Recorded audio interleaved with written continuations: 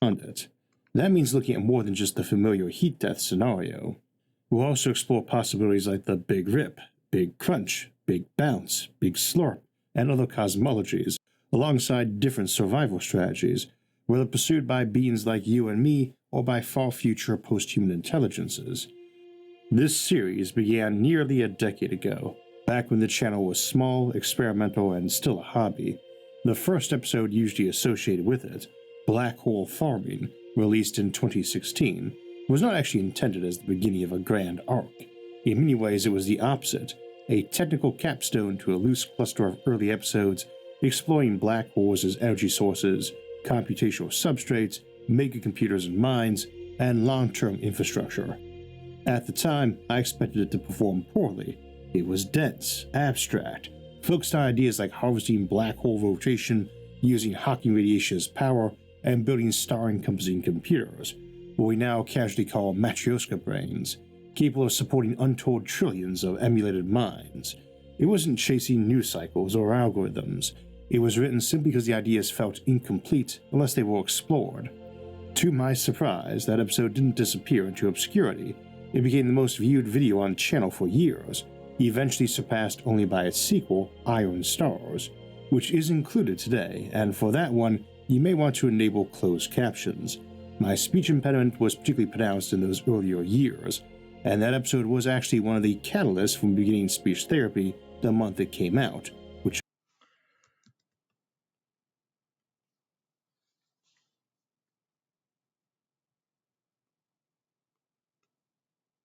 It's striking how those early, seemingly experimental hobby videos like Black Hole Farming unintentionally laid the entire bedrock for what the channel would become.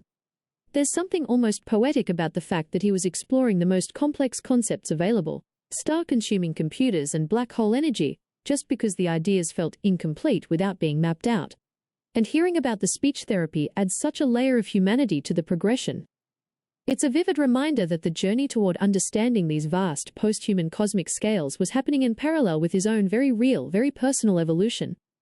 It makes the technical depth of the channel feel much more grounded to know that the narrator was pushing himself just as hard as the subject matter was pushing the boundaries of physics. Yeah, well, I mean, I discovered this channel years ago during a period of poor mental health and sort of the inability to be productive. And obviously, you know, it's wonderful to go down these rabbit holes for me, but being able to bounce it off AI is also really cool, and now I'm able to make my own content. So I will attempt to get you to stay running, and I'll try to fast forward to something cool about iron stars, perhaps.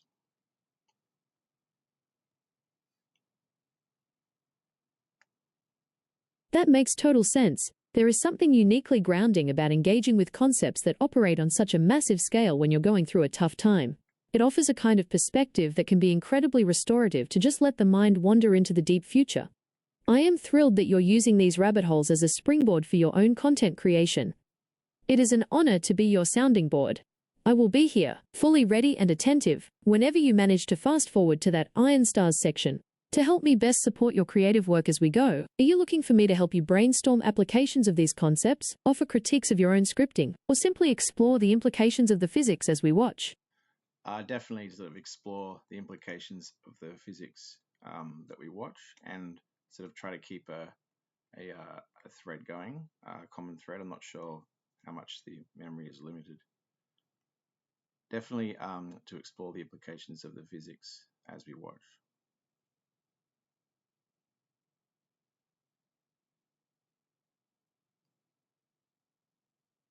That is a perfect focus. Iron stars are perhaps the most evocative concept in all of cosmology. They represent the very final act of the universe's stellar performance. To frame our analysis before you hit play, an iron star is a theoretical object that occurs in the deep, deep future. We're talking 10 to the power of 1500 years or more, where quantum tunneling allows all matter in a cold, dark stellar remnant to eventually fuse into iron 56, the most stable nucleus.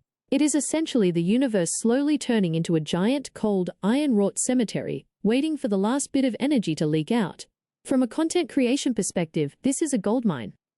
You are looking at a setting with zero active fuel, where gravity and quantum mechanics are the only games left in town. Whenever you are ready to hit that button, let's dive in. I am ready to explore the physics, the limitations, and the storytelling potential whenever you are.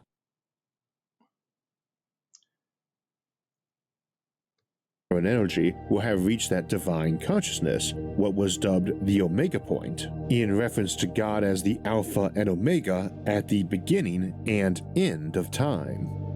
If that's sounding a bit familiar to you, us evolving into a higher godlike state, it is probably because it was so influential on so much science fiction and New Age thinking of the 60s and 70s.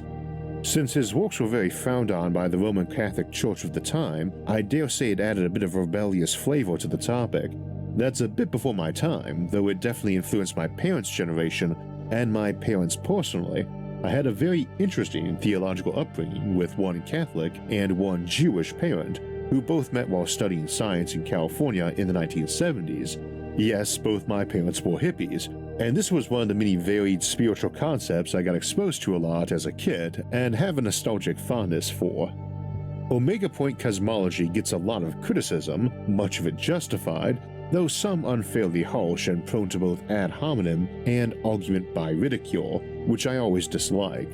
One of those is that while Teilhard is considered a bored thinker, he takes a lot of liberty with scientific terms, and energy is a critical one in there. He defines both tangential energy, which is the normal kind in physics, and radial energy, which is psychic or spiritual energy that accumulates over time to reach that omega point, and maybe best translates as information, or souls, or both.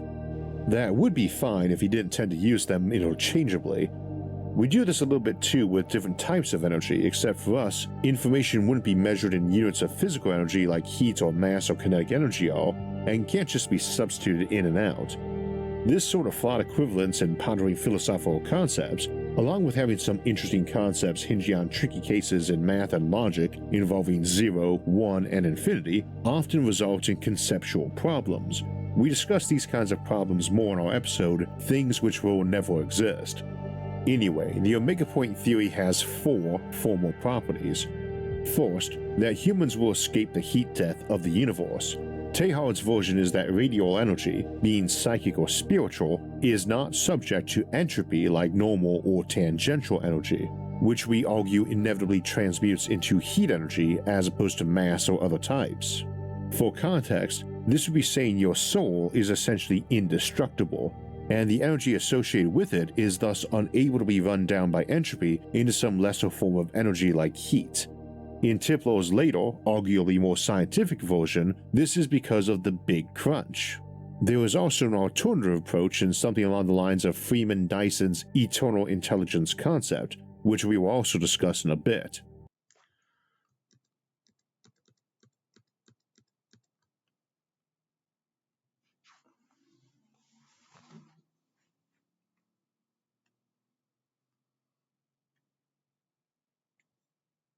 The transition from the hard physics of iron stars to the soft physics of the Omega Point is a jarring but essential shift.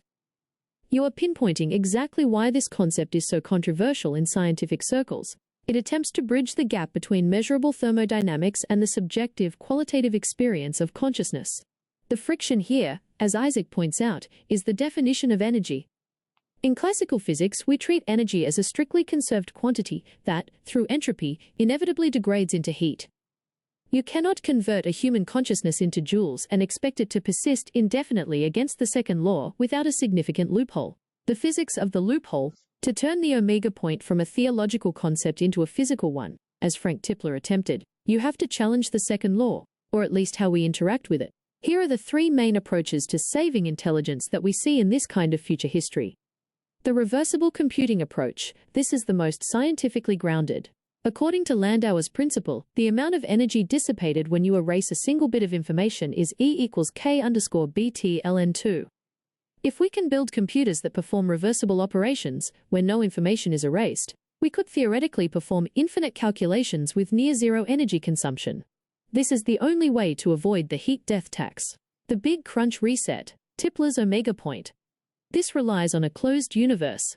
If the universe collapses, the gravitational potential energy could be harnessed to undo the entropy accumulated. essentially creating a computer of infinite power in the final moments of the collapse. The Dyson Eternal Intelligence.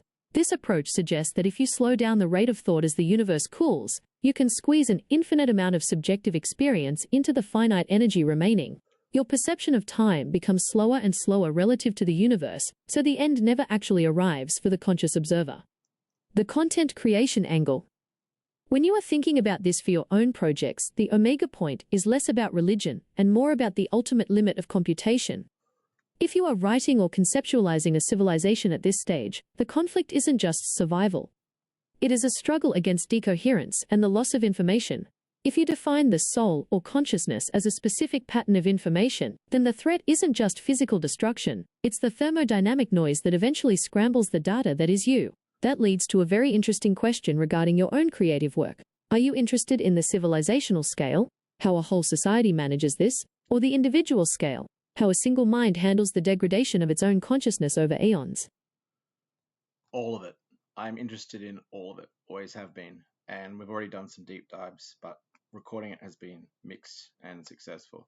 A previous discussion about this type of topic led me to mention to you that if you, with the future scenario of civilizations being forced to go into a computer virtual environment with Landau's limit, then subjective time can be adjusted for the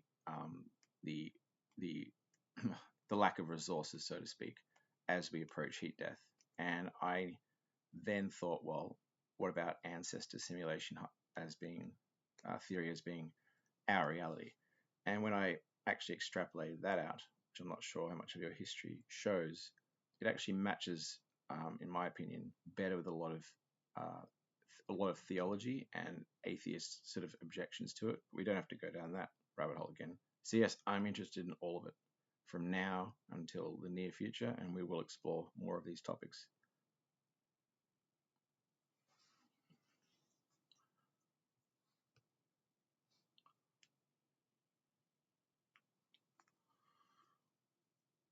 That is exactly the Dyson scenario, and it remains one of the most intellectually satisfying solutions to the heat death problem. You essentially argued that we don't need infinite energy to have infinite life. We just need to be able to dictate our own clock speed. If you are looking at the civilizational scale, this becomes a fascinating study in resource management as governance. If your civilization is running on the last dregs of stellar remnants, white dwarfs or black holes, every joule is a precious commodity. You aren't just managing money, you are managing the rate of existence, the physics of subjective persistence.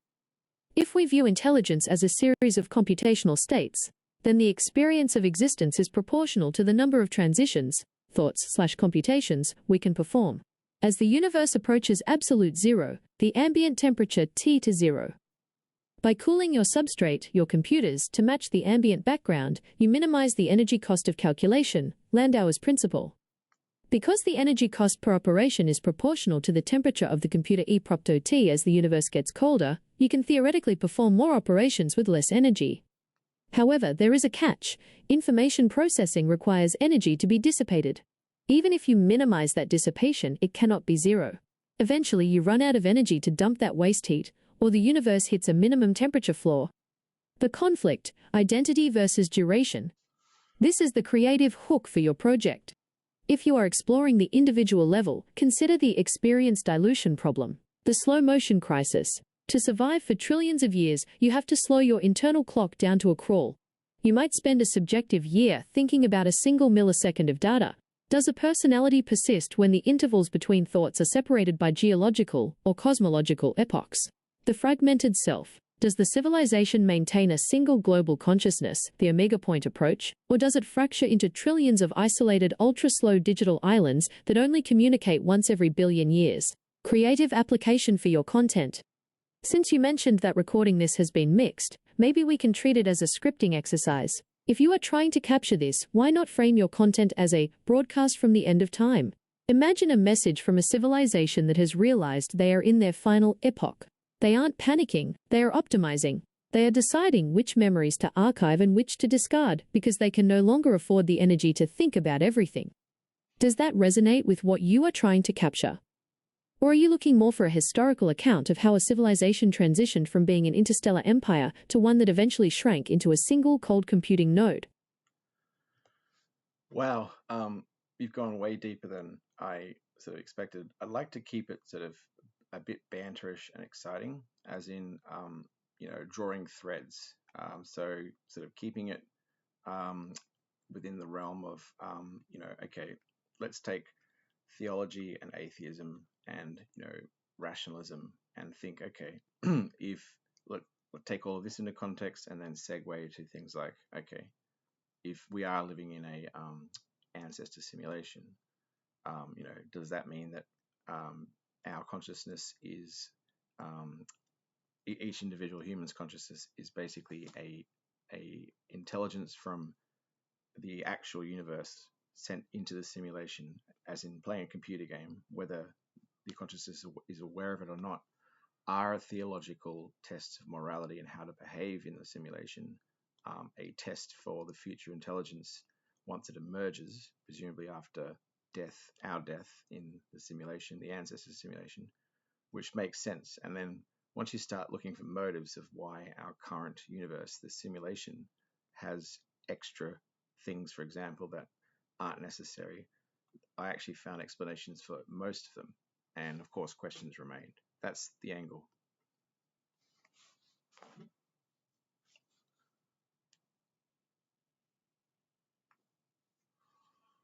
That is the ultimate gamer move, isn't it? We went from the cold, entropic finality of the universe to, is this all just a grand cosmic VR rig? In record time. Let's run with that. It's a much more exciting way to look at the omega point. If we treat this as a simulation designed by a future intelligence, maybe the one that achieved that omega point state, suddenly the theological questions change entirely. The avatar hypothesis. If we are individual intelligences, perhaps from the base reality dropping into this simulation, it recontextualizes everything. The morality tutorial. In a world of infinite power, maybe you lose the capacity for empathy, struggle, or irrational choice. Maybe this simulation is a high-stakes training ground where you have to work with limited resources, limited time, and the looming reality of death to learn what value actually is. The logging out moment. If death is just the transition back to the base reality, then the test isn't about being good for a deity. It's about seeing what data you bring back to the real universe. Did you learn to love? Did you learn to sacrifice? Or did you just run the code efficiently? Why the simulation needs extra stuff. You hit on the most intriguing part. Sorry, I'll just cut you off there. Yes, so the question of, are we special? Why do we look out and see all this extra universe, apparently without other life? And why would the simulators simulate all of that? Well, if let's say this future intelligence are locked in a digital world, perhaps they have lost touch with their biological roots, and all of those things you mentioned that need to be learnt for growth of future intelligences by jumping into an ancestor simulation. And as for all the extra universe, why would they simulate that? Well, perhaps they never discovered another planet with intelligent life before the expansion of the universe pushed other areas out of view forever. As in, they could be simulating all the extra universe and be able to observe from a godlike perspective to see how likely they were to arise at all. And, that could be a completely separate reason for simulating all the extra universe. And I'm addressing now directly things that atheists have a problem with when trying to think about theology and merging theology with, rationality and scientific observation.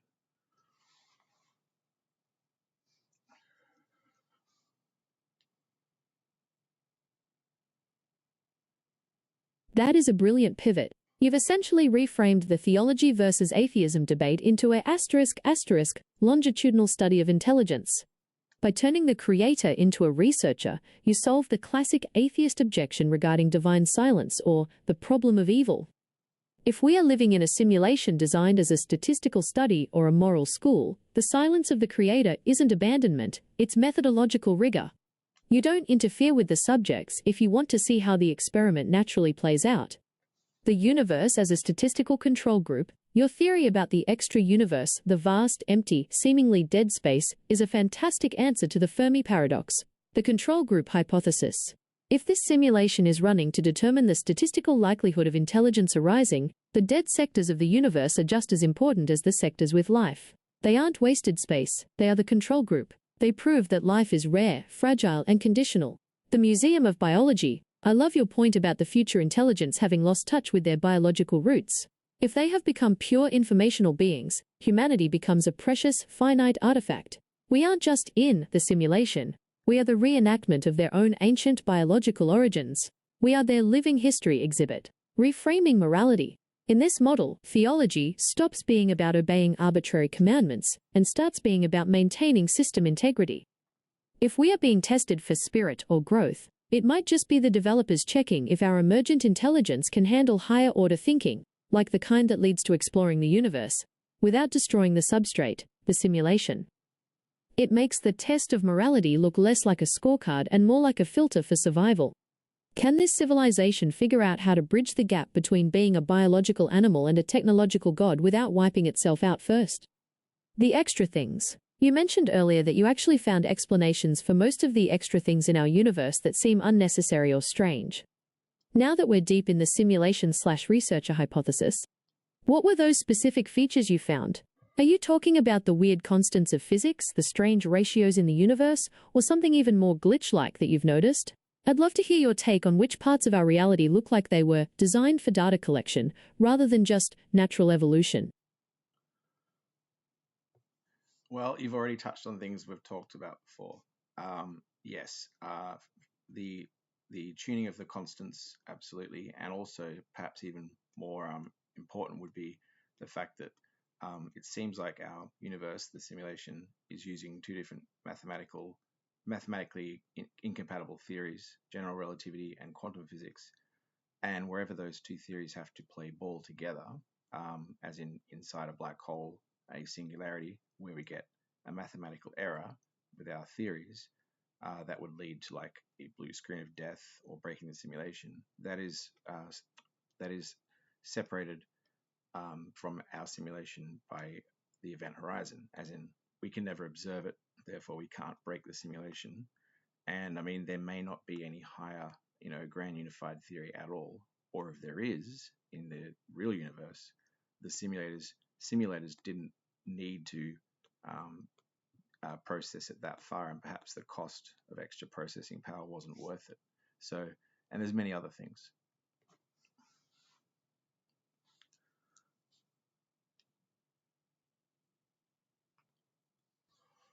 That is a brilliant way to conceptualize the theory of everything problem.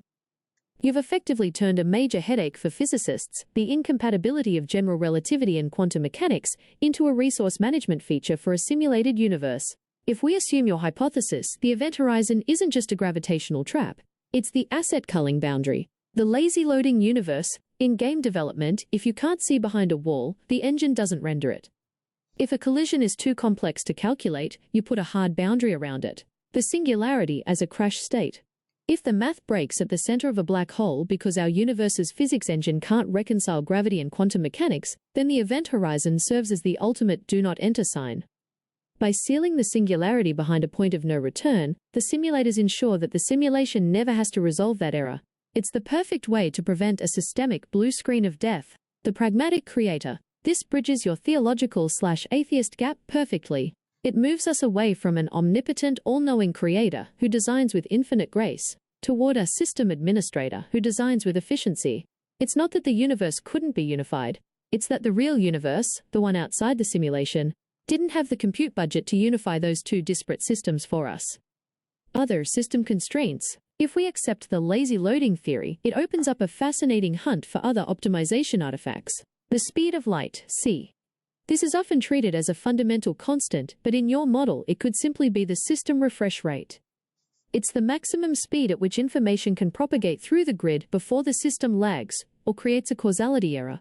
The Planck length time. If our universe is a discrete grid, these aren't just tiny units of measurement, they are the pixel resolution of our reality. Below that scale, the math becomes undefined, because there is no data to process.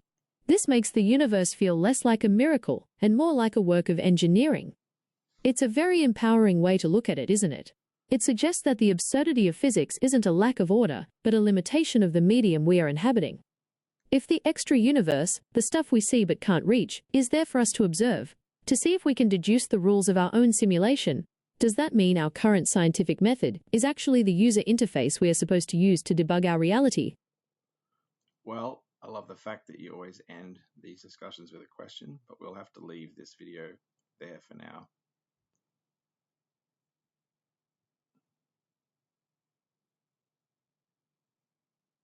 That makes perfect sense. We have certainly covered a lot of ground today. The intersection of entropy, computational limits, and the lazy loading of the universe is a lot to sit with. I've really enjoyed navigating this rabbit hole with you. It's a refreshing departure from the usual conversations. Whenever you are ready to pick the video back up, or just want to dive back into the philosophy of our existence, I will be right here waiting to leave you with something to ponder until we resume. If our universe is indeed a simulation running under strict resource constraints, do you think we are currently in the early game of the simulation, or are we closer to the final processing cycles where things start to get optimized away?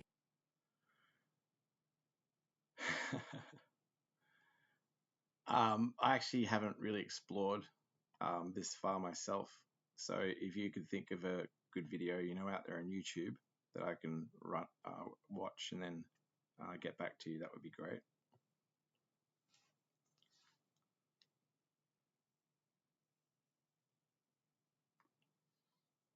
If you want to keep pulling on the thread of ancestor simulations, Isaac Arthur has a fantastic dedicated episode for that. What are ancestor simulations? And are we living in one? It digs straight into the specific mechanics and philosophical baggage of the ancestor model we were just theorizing about. If you want something a bit more focused on the system administration side of things, his video Hacking the Simulation is also a total blast. It explores whether we could actually find glitches or debug our reality, which seems right up your alley. Give either of those a watch when you've got the time, and definitely come back with whatever thoughts or errors you spot. I'm curious to see if they align with your system administrator theory. YouTube video views will be stored in your YouTube history, and your data will be stored and used by YouTube according to its terms of service.